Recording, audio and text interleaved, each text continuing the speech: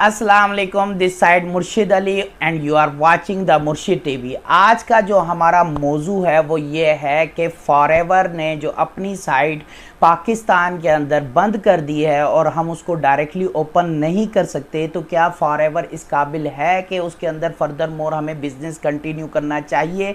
क्या पाकिस्तानियों के लिए फॉरएवर एक बेस्ट बिजनेस अपॉर्चुनिटी है या नहीं है?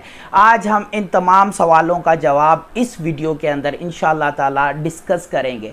सबसे पहला पॉइंट ये आ जाता है कि फॉरएवर की साइट जो बंद हो गई है पाकिस्तान में, उसके ऊपर हम पहले ही एक वीडियो बना चुके हैं और उसका लिंक आपको डिस्क्रिप्शन के अंदर मिल जाएगा। उसके अंदर वाज़े वजूहात भी बयान की गई हैं क्यों फॉरएवर की साइट पाकिस्तान के अंदर बंद हुई है। फॉरएवर पाकिस्तान में बैन नहीं हुआ। सिंपल सी बात यह है कि फॉरएवर कोई इलीगल एक्टिविटी नहीं कर रहा, और जब पाकिस्तान में रजिस्टर्ड ही नहीं है तो फिर उसकी एक्टिविटी या लीगल लॉ के मुताबिक होने का या ना होने का, बेसिकली फॉरएवर का पाकिस्तान में काम जो है ना वो प्रोडक्ट सेल करना है, प्रोडक्ट सेल कर रहा है। और यहाँ पर जितने भी लोग जो फॉरएवर के साथ मुंसलिक हैं वो सेलिंग का काम कर रहे हैं। सिंपली वो रिकमेंडेशन एंड शेयरिंग और सेलिंग के ऊपर मनी अर्न करते हैं, प्रोडक्ट्स को बेचकर उससे पैसा, उससे कमीशन कमाते हैं। दूसरे पॉइंट के ऊपर एक पंजाबी फिल्म है जिसका मुझे डायलॉग बहुत ज़्यादा पसंद है। वो कुछ डायलॉग यूँ है, जे चंडीगढ़ टै जाओ तो पिंडा वर्गा ते रह जाओ, जे पिंड टै जाओ तो पीछे की रह जाओ। समझ रहे हैं? यानी कि अगर एक बहुत बड़ी कंपनी है, जैसे कि आईफोन की हम एग्जांपल ले सकते हैं, 45 कंट्रीज के अंदर आईफोन वर्क कर रहा है। अगर किसी एक कंट्री के अंदर आईफोन अपने ऑपरेशंस बंद कर देता है या उनको प्रोडक्ट देना बंद कर देता है तो आईफोन के ऊपर कोई फर्क नहीं पड़ेगा, वो बकाया के 44 कंट्रीज से सेम बिजनेस जनरेट कर सकता है। सिंपल, अगर कोई शख्स फॉरएवर के अंदर बिजनेस कर रहा है तो वो 170 प्लस कंट्रीज के अंदर किसी भी कंट्री के अंदर अपने बिजनेस को स्पॉन्सर कर सकता है।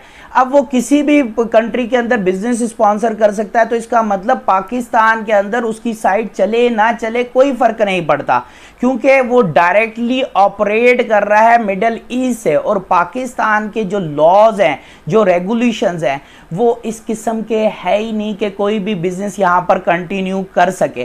फिर सबसे बड़ी बात यह है कि बिजनेस के हवाले से पाकिस्तान की जो पॉलिसीज हैं वो चेंज होती रहती हैं।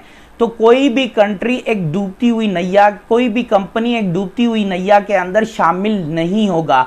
वो कोशिश करेगा कि उस कंट्री को जल्द अज जल्द छोड़ के चला जाए। फॉर एग्जाम्पल, नावाडेज फॉरएवर जिसके ऊपर बहुत सारे लोग फ्रीलांसिंग का वर्क कर रहे थे, वो भी पाकिस्तान के अंदर बैन हो चुका है और उसका प्रूफ भी अभी आप स्क्रीन के ऊपर देख सकते हैं।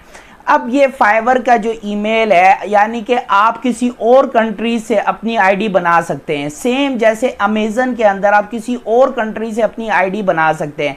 तो उसको इस्तेमाल करने के लिए आपको उस कंट्री की तरफ से आना पड़ेगा, यानी कि उस कंट्री की साइट से आप उसको ओपन कर सकते हैं वीपीएन के थ्रू।